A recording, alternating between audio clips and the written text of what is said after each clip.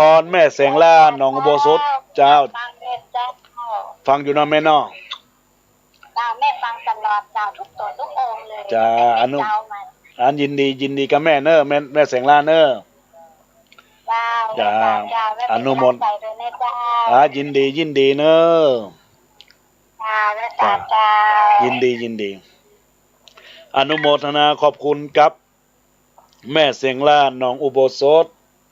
ได้ทักทายเข้ามาเอ่ยในรายการในโอกาสนี้ญาติโยมท่านใดอยากจะร่วม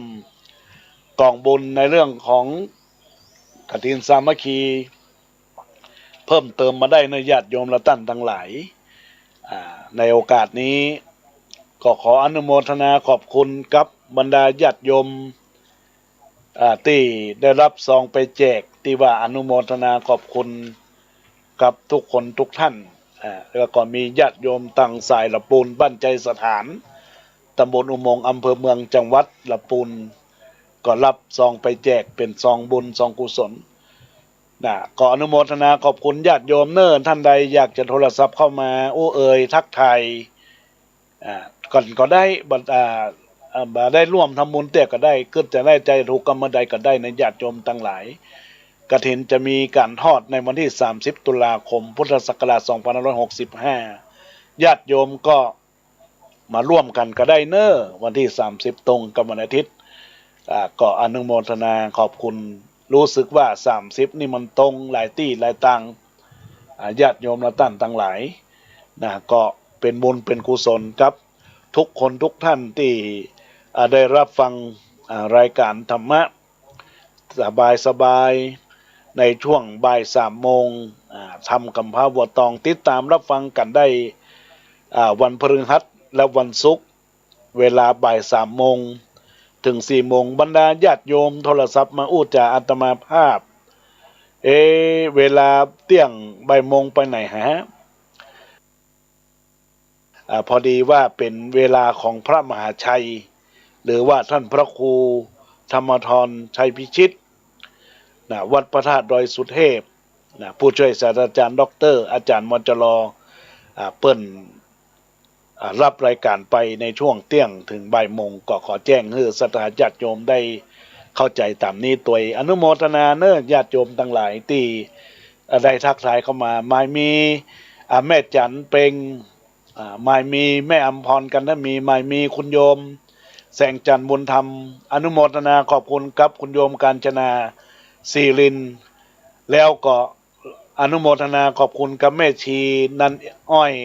อนุโมทนาขอบคุณกับแม่บุญเฉลียวสีบุญเรืองอนุโมทนาขอบคุณกับแม่หมอนกมันธนาอัมพันธ์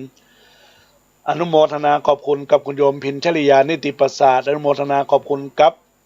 แม่มาลีนภิกุล อนุโมทนาขอบคุณกับแม่ครูเรือนทองจันทีได้ทักทายเข้ามากราบนมัสการขอบคุณอนุโมทนากับหลวงพ่อพระครูสุมนวรกิจ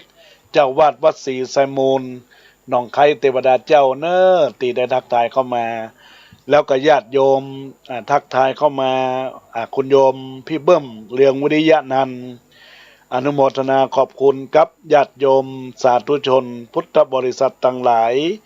อาจารย์ท่านผอ.ดารุณีในโอกาสนี้ชัยชนะตัวดารารัตน์ชัยชนะตัวเนอร์อนุโมทนาขอบคุณกับคุณโยมแม่เกษณีใจเทพทักทายเข้ามาเจริญพรกับคุณโยมแม่ทุกท่านทุกคนที่ตามรับฟังเจริญพรกับคุณโยมแม่จิตตาชัยชาเนอร์ขออนุโมทนาขอบคุณติดตามรับฟัง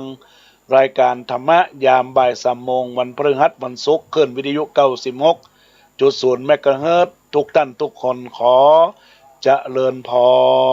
ร